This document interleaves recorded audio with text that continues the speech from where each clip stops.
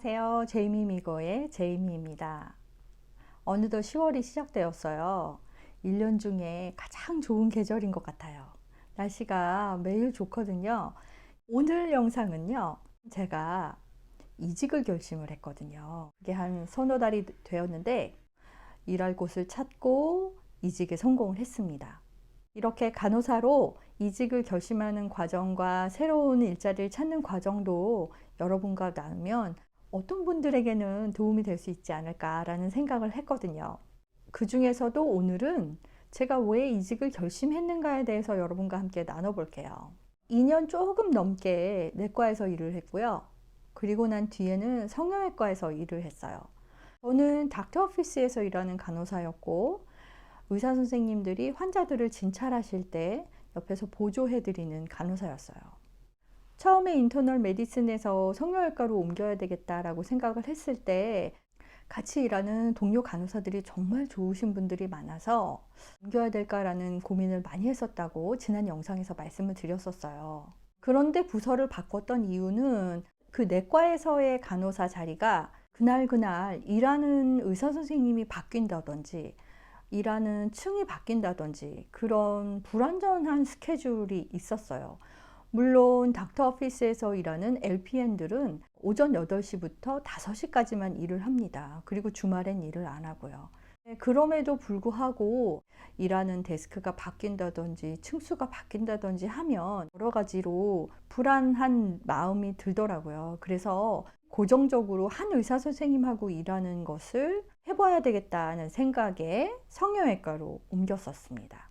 성형외과로 옮기고 나니까 메인 선생님이 계시고 그 선생님 감독 하에 널스 프랙티셔너 선생님이 어시스턴트를 하시고 그리고 LPN이 2명이서 그 성형외과 선생님과 널스 프랙티셔너 선생님을 보조해드리는 그런 시스템이었어요. 매일 한 분하고만 일을 하는 그런 부서였습니다.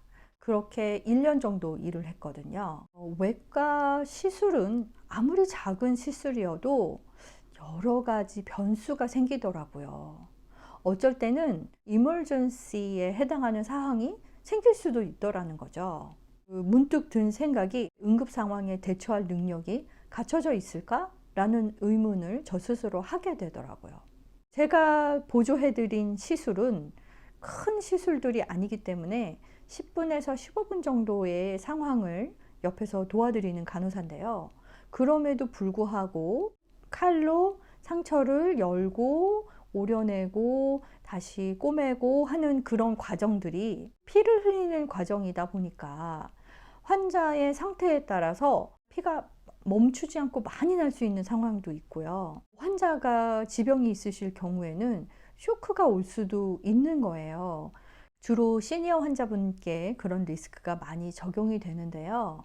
첫 번째 예는 시니어 남성분이셨는데 2군데의 피부암 조직을 가지고 오셨어요. 하나는 두피에 있었고 다른 하나는 여기 등 쪽에 있었는데요. 두피 쪽의 피부암이 좀 크기가 커서 의사 선생님께서 두피의 피부암을 먼저 도려내시고 그리고 나서 등에 있는 피부암 조직을 작업을 하러 등 쪽으로 가셨거든요. 5분 정도 흐른 뒤였는데 먼저 한 두피 조직에서 분명히 선생님께서 커러리 머신으로 지혈 작업을 완벽하게 하셨음에도 불구하고 피가 난 거예요. 저도 그렇고 의사 선생님도 그렇고 등 쪽에 집중을 하고 있느라고 여기에서 피가 흐르고 있는 것을 눈치를 못 챘었습니다.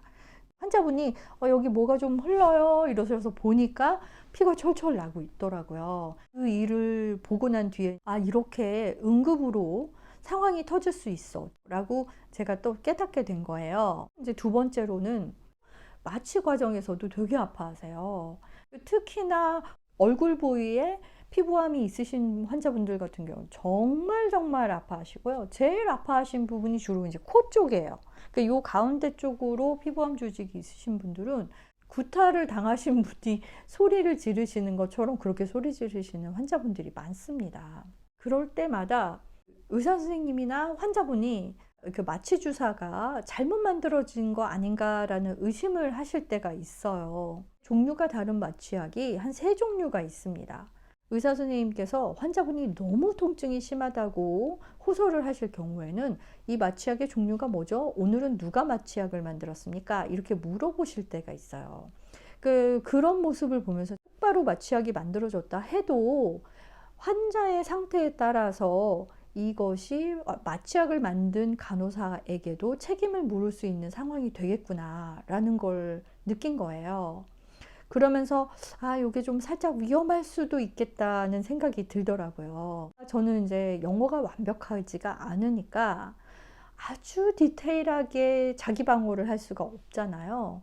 나이도 크게 문제가 안 되고 영어로 말하는 능력이 부족한 것도 큰 문제가 되질 않습니다라고 늘 말씀드리잖아요. 그러니까 RN에 비해서는 훨씬 수월하고 쉬운 일들을 하기 때문에 그렇게 어렵지 않습니다. 누구나 할 수 있습니다. 라고 여러분께 말씀을 드려왔어요.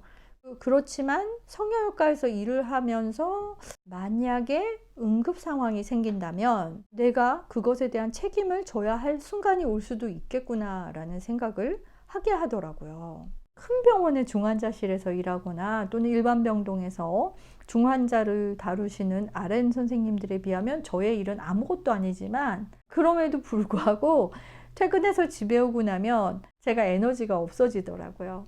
그래서 여러 달 생각하기를 안 되겠다. 1년이 채워지면 움직여 봐야 되겠다 하고 마음을 먹게 되었답니다. 거기에 또 추가로 마음을 확고히 하게 된 계기가 하나가 더 있어요. 그것이 무엇이었냐면 같이 일하는 널스가 저와 너무 다른 겁니다. 저보다 많이 어리신 분이셨고요. 일을 정말 잘하시는 분이십니다. 손도 빠르고 지식도 풍부하고 정말 능력이 좋은 간호사였어요. 고등학교 때 운동선수를 했던 간호사분이셨는데 운동을 하면서 허리와 무릎을 좀 다쳐서 그 부분에서 만성 통증이 있는 그런 간호사였어요. 워낙 일을 잘하니까 저는 오히려 조금 보조를 맞추는 간호사 격으로 일을 하게 됐고 그 고등학교를 졸업하고 바로 LPN 간호사가 됐기 때문에 경력이 있는 간호사여서 그렇게 모두가 그 간호사를 의지하고 있는 그런 간호사였습니다. 그런데 이렇게 허리와 무릎에 통증이 있다 보니까 뜻하지 않게 일을 못하는 날이 생기는 거예요. 출근이 8시까지고 7시 50분쯤에 집에서 나서거든요. 그 동료 간호사가 저에게 한 7시 30분쯤에 전화를 해요. 갑자기 무릎이 너무 아파져서 저와 같이 교대하는 그런 시스템을 바꿨으면 좋겠다는 거예요. 그렇게 될 경우에는 이제 저는 수술 동의서와 환자분들의 차트를 준비를 해야 되는데 그 간호사 같은 경우는 베테랑이니까 그걸 준비하는 서류 작업이 시간이 오래 안 걸린대요. 그때 임기응변으로 환자를 준비할 수 있는 거예요. 근데 저 같은 경우는 저는 좀 시간이 필요한 상황이었거든요. 아무리 열심히 노력을 한다 해도 빠뜨리면 안 되고 또 아까 말씀드린 대로 응급한 상황이 생기면 안 되고 하니까 여러 가지 준비를 좀 철저히 하려면 미리미리 준비를 하는 편인데 많이 아파하는데 그런 사람한테 대고 나 못해 이렇게 말하기가 애매해서 서너 번을 알았습니다 하고 얘기를 하고 나서 거의 머리도 완성을 못하고 화장도 못하고 바로 병원으로 달려가서 그날 준비를 해야 되는 거예요. 일단 오전치만 먼저 준비를 해서 스위치된 스케줄로 환자를 루밍을 시작하면 아무래도 당황스럽게 여러 가지가 미스한 것들이 생기게 되는 거죠. 의사 선생님께도 좋은 모습이 아니고 저 스스로도 정말 분주하고 힘들고 그런 상황이 연출이 되더라고요. 그래서 그 이후에 제가 그 간호사에게 얘기를 했습니다. 미안하지만 혹시라도 그렇게 아플 때 적어도 하루 전에 얘기해 줄 수 있을까? 그런 통증이 어느 날 갑자기 오긴 하는데 내가 충분히 이해는 하는데 당일날 갑자기 스케줄을 바꾸니까 내가 조금 실수를 많이 하게 될까 봐 긴장이 너무 많이 돼. 이렇게 설명을 했어요. 얘기를 한번 하고 나니까 그렇게 당일날 스케줄을 바꿔달라고 말하는 건 안 하시더라고요. 이후에는 당일 스케줄을 안 바꾸고 그냥 아예 통째로 안 나오시는 거예요. 그러니까 시그오프를 내시는 거죠. 교대로 일하는 간호사가 있어야 되는 세팅인데 그거를 저 혼자 하루 종일 해야 되는 세팅이 바뀌는 거죠. 저는 아직 1년밖에 안 됐기 때문에 여러 가지로 모두가 긴장하게 되는 상황이 연출이 되는 거예요.